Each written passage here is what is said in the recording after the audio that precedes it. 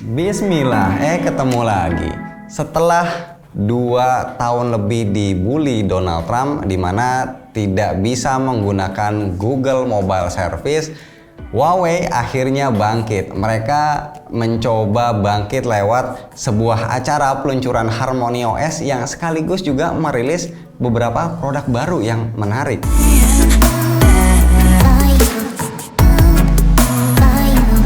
Setelah melewati perjalanan cukup panjang, Huawei membuktikan kalau mereka berani merilis OS mobile buatannya sendiri. HarmonyOS versi 1.0 awalnya disebut Hongmeng OS, tapi nama Hongmeng kok rasanya kurang menjual. Akhirnya berubah menjadi HarmonyOS.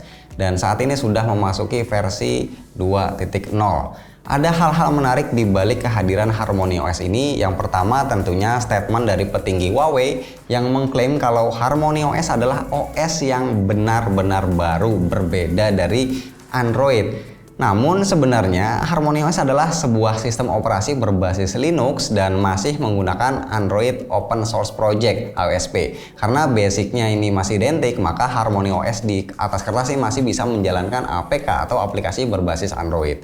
Bisa download via Huawei App Gallery ataupun Petal. Tapi mereka juga membuka peluang kepada pihak third party untuk mengembangkan aplikasi khusus buat HarmonyOS berbasis Atomic Services. Uniknya, berdasarkan artikel yang dirilis oleh Ars Technica, di situ disebutkan kalau kita harus menyerahkan foto KTP dan paspor untuk bisa mendapatkan software development kit kalau mau membangun apps untuk HarmonyOS. Tentunya ini jadi cara yang cukup unik ya, karena sampai segitunya ya harus nyerahin foto KTP dan juga paspor. Huawei menjanjikan setidaknya ada 100 device yang akan kebagian HarmonyOS secara bergiliran di tahun ini sampai nanti di tahun depan. Salah satu yang bakal dapat duluan dalam waktu dekat adalah Huawei Mate 40 Pro. Huawei sendiri bilang kalau HarmonyOS dirancang untuk multi-device termasuk IoT dengan slogan All as One, One as All. Di atas kertas, HarmonyOS akan menjadi jembatan yang bisa menghubungkan antar device, misalnya smartwatch dengan smartphone atau smartphone dengan tablet melalui fitur bernama Control Panel.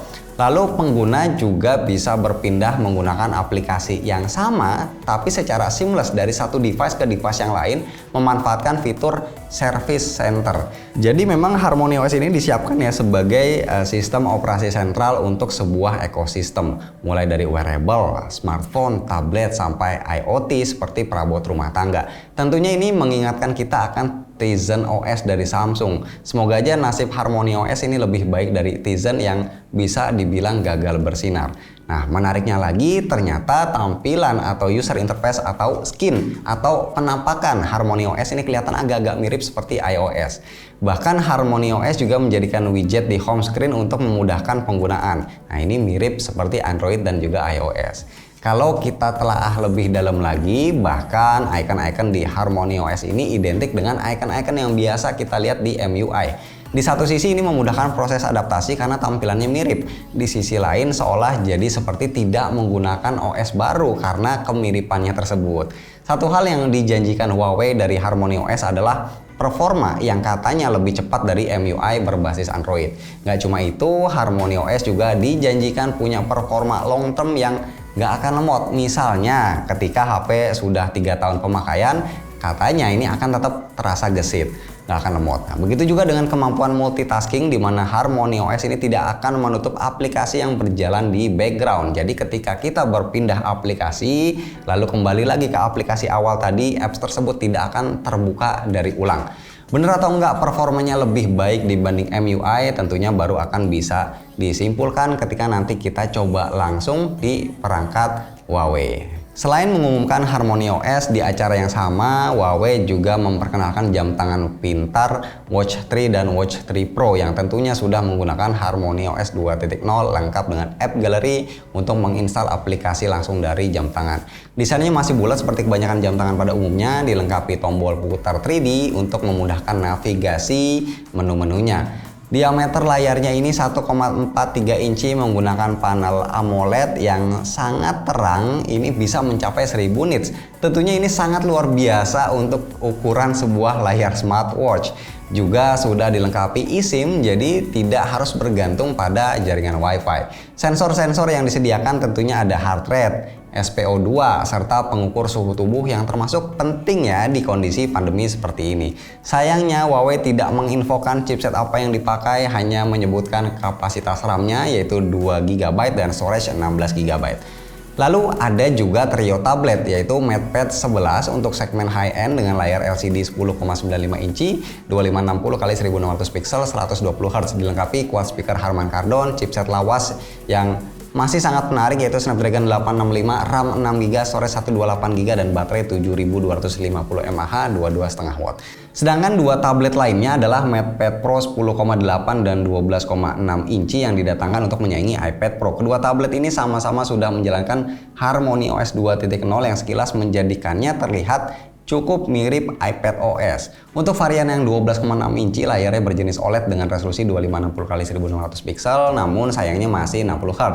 Sementara varian 10,8 inci menggunakan panel LCD yang sudah 120 Hz dengan resolusi yang sama. Dari sektor chipset, sepertinya versi 10,8 inci lebih menarik karena menggunakan Snapdragon 870 dan baterai 7250 mAh. Sedangkan versi 12,6 inci mengandalkan Kirin 9000E dan baterai 10.000 mAh. Tapi untuk kapasitas RAM dan storage keduanya sama yaitu 8128 atau 8256GB. Dan produk terakhir yang tentunya akan menjadi primadona adalah Huawei P50 series. Namun yang ini masih berupa teaser saja ya melalui video berdurasi 45 detik. Ya, ini belum diumumkan resmi. Huawei sudah berani menunjukkan keindahan desain P50 series yang terlihat menonjol di sektor kamera. Kabarnya sensor yang akan digunakan pada P50 Pro memiliki ukuran besar yakni 1 inci Sony IMX800 yang dipastikan akan menyaingi Sharp Aquos R6 yang juga memiliki kamera dengan ukuran sensor jumbo 1 inci.